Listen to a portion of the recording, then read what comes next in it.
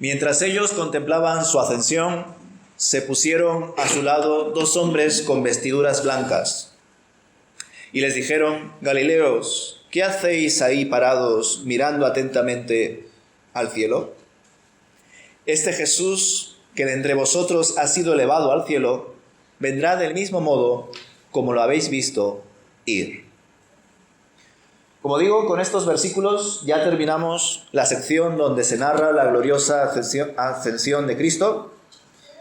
Y aquí vemos y concluimos, ¿no?, cómo el Señor ascendió a los cielos hasta que dejó de ser visible para los discípulos, porque una nube lo cubrió cuando subía. Y vemos que en medio de este gran acontecimiento, al rato, estos discípulos que se quedaron pues estupefactos, contemplativos, son interrumpidos por dos ángeles que le hicieron ver que no tenían que seguir allí, que el Señor ya volvería en algún momento y que mientras tanto ellos debían obedecer y seguir con lo encomendado. En otras palabras, no debían quedarse pues ahí pasivos, contemplando, ni mucho menos lamentándose por quedar aparentemente solos, sino que debían llevar a cabo lo que el Señor les había encargado, y para ello debían esperar en Jerusalén y recibir la promesa del Padre, el Espíritu.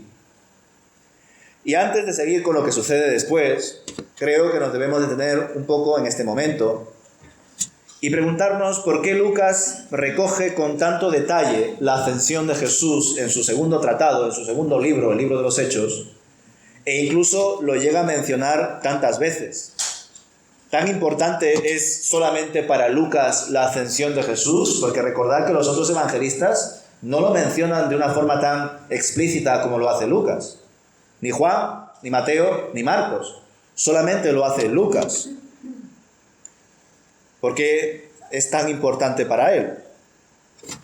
Pues parece ser que la razón por la cual el autor Lucas remarca muy bien el relato de la ascensión, incluso lo menciona al final de su evangelio y al principio del libro de los Hechos, y además también remarca cómo los discípulos lo contemplaron claramente, es porque quería enfatizar el papel de los apóstoles como testigos oculares de todo lo que había hecho Jesús desde sus inicios con el bautismo de Juan hasta su muerte, resurrección y ascensión del Señor. Es decir, Lucas remarca todos estos acontecimientos porque eran claves para luego entender mejor lo que iba a suceder después. ¿Y qué es lo que sucede después? La elección de Matías. Es decir, Lucas quiere dejar en evidencia que debían existir testigos que diesen testimonio de todo lo que había ocurrido hasta ese momento y que lo hagan con seguridad y confianza, porque iban a ser perseguidos, iban a ser discutidos por otros, e incluso en momentos de dificultad y con la muerte esperándoles, pues seguramente se verían tentados a dudar y hasta incluso a renunciar su fe. Más adelante, cuando analicemos el versículo 22, veremos que se hace esta referencia a que sean testigos del ministerio de Jesús, su muerte, resurrección y ascensión en el versículo 22 de este mismo capítulo respecto a la particular elección de Matías. Ahora bien, aunque todos estos acontecimientos eran sorprendentes, en especial la resurrección y la ascensión, los apóstoles tampoco se debían de quedar contemplativos ante todos estos sucesos, ni mucho menos debatir entre ellos como si fuesen pensadores o filósofos, sino que más bien debían estar unidos, esperar en el Señor y recibir el Espíritu para iniciar correctamente la misión de Dios. Y por esta razón entran en escena los dos ángeles, que por otro lado, no sé si lo habéis pensado alguna vez, pero cada evangelista tiene sus sensibilidades. Entonces yo os comparto que el evangelista, el autor Lucas, es muy sensible con todo lo que tiene que ver con la angelología, la demonología y, entre otras cosas, la oración. Es decir, si tenéis interés por conocer la vida de oración de Jesús y sus discípulos, os invito a que leáis con detenimiento el Evangelio según Lucas. Con esto no quiero decir que no se hable de la oración en los otros evangelios, si se trata esa disciplina espiritual, pero Lucas lo hace de una manera mucho más profunda y sensible. Al igual que veréis muchos más actos y apariciones de ángeles y demonios en el Evangelio según Lucas y en Hechos que los otros evangelios, que también mencionan estos sucesos, pero no con la misma intensidad que lo hace el autor Lucas. Eso lo digo como curiosidad.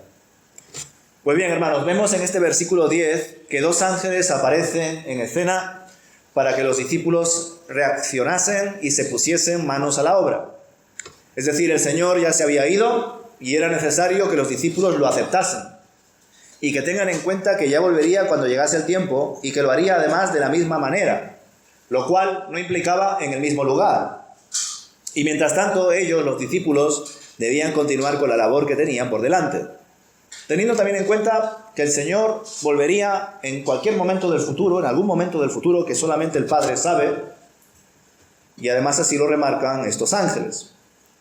Y aunque no podemos detenernos demasiado en el acontecimiento de la segunda venida, porque ya habrán otros textos donde trataremos todo ello con más detenimiento, sí os debo resaltar algunos aspectos que sobresalen de estas palabras de los ángeles. Primeramente, comprendemos que la venida de Jesús será personal y que el Señor vendrá siendo Dios y siendo hombre con un cuerpo glorificado.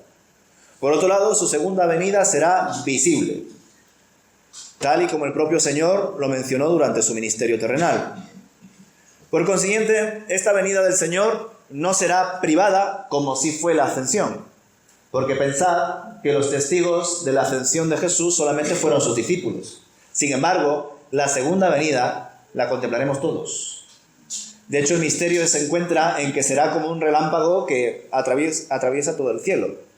Yo no sé cómo será eso, pero se entiende que la segunda venida de Jesús será pública, pero su ascensión fue privada. ¿Vale? Y será tan colosal que, como he dicho antes, se verá de extremo a extremo en el cielo. Y por último, en cuanto a la segunda venida de Jesús, también debemos tener claro que nadie sabrá el día ni la hora, y que por ello debemos estar ocupados en las cosas del reino, y no preocupados por las fechas y las discusiones, que justamente entre medias he estado hablando con una hermana al respecto, que en la teología se ha discutido y se sigue discutiendo, y las iglesias se dividen, entre otras cosas, por estas cuestiones acerca de la escatología, acerca de la segunda venida del Señor, acerca de la gran tribulación o no, acerca de si va a haber un arrebatamiento o no, y todas estas cosas que, como digo, tienen que ver con la escatología. Y en ningún momento el Señor quiere que estemos discutiendo por esos asuntos. Eso no quiere decir que ignoremos y no leamos los textos que hacen alusión a aquellas cosas. Claro que hay que leerlo. Pero el problema es, desde mi punto de vista, que el corazón humano y el maligno también haciendo de las suyas ha usado esos textos bíblicos que hablan acerca del fin de los tiempos para dividirnos. Para pensar, estos hermanos o esta iglesia piensan como yo, voy a ir aquí o me voy a ir de aquí, porque piensan como yo lo pienso, entonces ahí yo siento esa afinidad y me siento bien. En vez de entender que lo que el Señor quiere que hagamos es que nos ocupemos en su misión. Hay un dicho muy popular, también dice algo así como reunión de pastores, ovejas muertas. O también, pues personas que se ponen a debatir y a reflexionar en estos asuntos y precisamente cometen el mismo error que estos discípulos. Pensad que en este momento no hubieran aparecido esos 2 ángeles y que ellos, los discípulos, hubiesen quedado ahí contemplativos, mirando y pensando en todo lo que el Señor Jesús le había dicho recientemente. ¿Qué hubiese pasado? Que en ese mismo momento se hubiesen dividido. En ese mismo momento uno diría, pues yo me acuerdo que el profeta Isaías dijo esto y aquello, así que seguro que el Señor va a venir en tal fecha. Y el otro diría, pues yo me acuerdo que el profeta Jeremías decía esto otro, pues entonces yo creo que van a pasar estas señales para que se cumpla su segunda venida. ¿Os imagináis que eso hubiese pasado? Hubiese sido terrible. ¿Y sabéis qué pasa? Que esto es lo que está sucediendo ahora. Y eso es terrible, hermanos. Así que, como digo, respecto a la segunda venida, recordad, nadie sabrá el día ni la hora. Y Dios no quiere que perdamos el tiempo discutiendo en esos asuntos, sino que lo que Él quiere, lo que Él nos ha encomendado, es que estemos ocupados en las cosas del reino, en lo que nos toca hacer aquí en la tierra. Del cielo ya se encarga Él, y de las señales y de todo lo que Él hará en su soberana voluntad. Y por consiguiente no debemos debatir en tiempos, señales y todas estas cosas, porque tienen su utilidad, no lo digo, no lo niego, pero en muchos casos se convierte en vanidad y, lo peor, en divisiones. Y por eso cabe preguntarse, ¿qué está haciendo la Iglesia ahora? ¿Mirar al cielo u obrar en la tierra? Porque si estos dos ángeles no hubiesen aparecido, ya os he dicho que hubiese pasado. Mirando al cielo, filosofando, reflexionando, debatiendo entre ellos, no haciendo nada. Sin embargo, los ángeles cortaron esa conducta contemplativa y ellos obedecieron y fueron a Jerusalén. ¿A qué? A esperar que se cumpla la promesa del Padre, la venida del Espíritu Santo. Sin embargo, hoy en día parece que estamos mirando más al cielo que a la tierra para obrar en ella según la voluntad de Dios. O quizá, en algunos casos, ni mirar al cielo ni obrar en la tierra. Lo único que hacemos es mirar a nuestros propios ombligos. Que no sé si habéis escuchado alguna vez esa expresión coloquial, mirarse al ombligo. Pero da a entender que solo nos miramos a nosotros mismos. A mí no me interesa la misión, no me interesa el reino de Dios. A mí me interesa que mi iglesia cante estas canciones y no estas otras. A mí me interesa que en mi iglesia haya escuela bíblica de esta manera o no de otra. A mí me interesa que el horario sea acorde a mi horario y no otro. Y cosas así.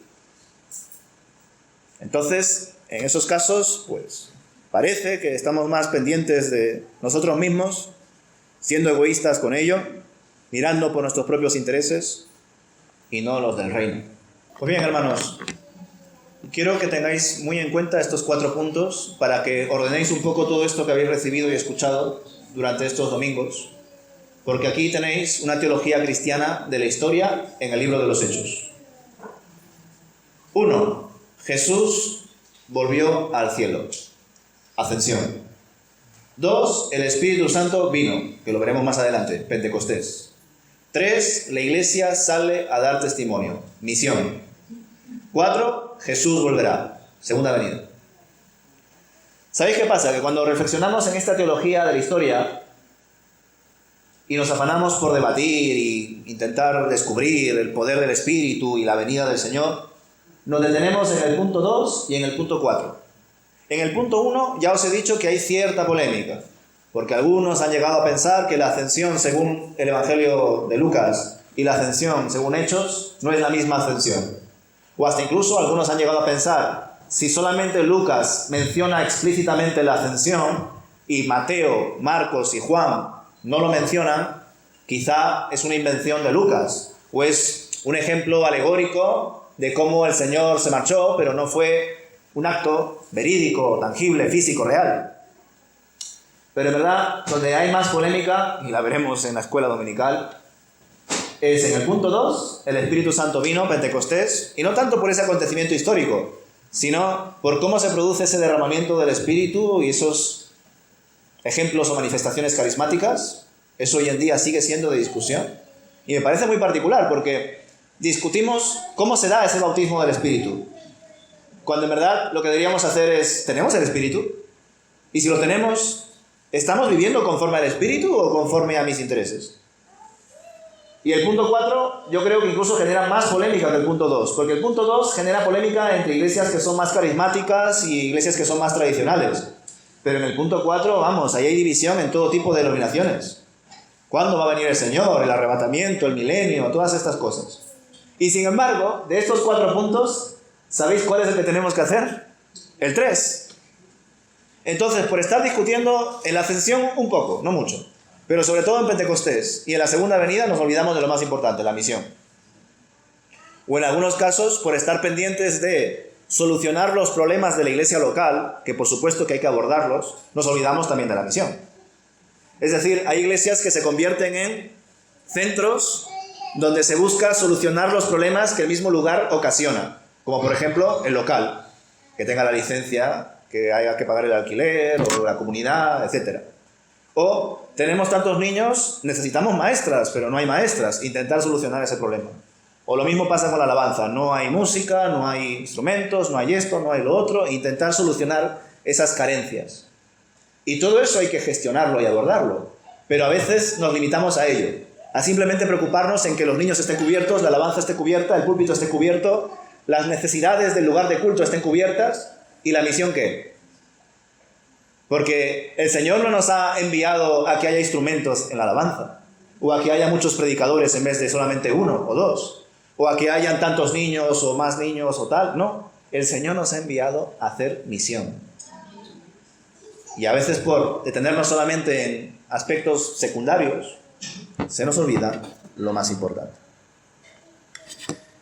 Y por último, hermanos, podría decir que en Hechos 1, a ver si lo entendéis tal y como lo quiero exponer, hay dos errores, pero no del capítulo 1, no del autor, sino que en Hechos 1, lo que hemos ido abordando hasta ahora, hay dos errores doctrinales de los apóstoles.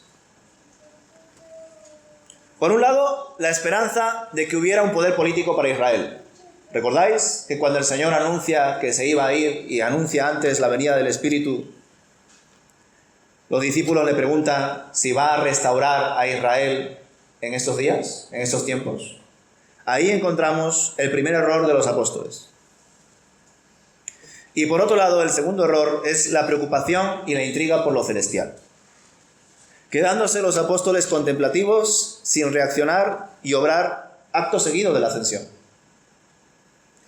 Y lo interesante de estos dos errores de los apóstoles en esta primera parte de Hechos 1 es que la primera visión es demasiado terrenal y la segunda visión es demasiado celestial. Pero gracias a que el Señor no les dejó solos, obró en ellos para que reaccionasen, mandó a esos ángeles y los movió para que tomasen decisiones adecuadas, como veremos más adelante con la elección de Matías. Gracias a todo ello, ellos esperarán para recibir el Espíritu. Y he puesto en la imagen Hechos de los Apóstoles, porque ya os dije que para mí este libro debería ser titulado Hechos del Espíritu de Cristo en los Apóstoles. Sin embargo, aquí he puesto Hechos de los Apóstoles, porque en el libro de los Hechos veréis hechos de los apóstoles que fueron errores.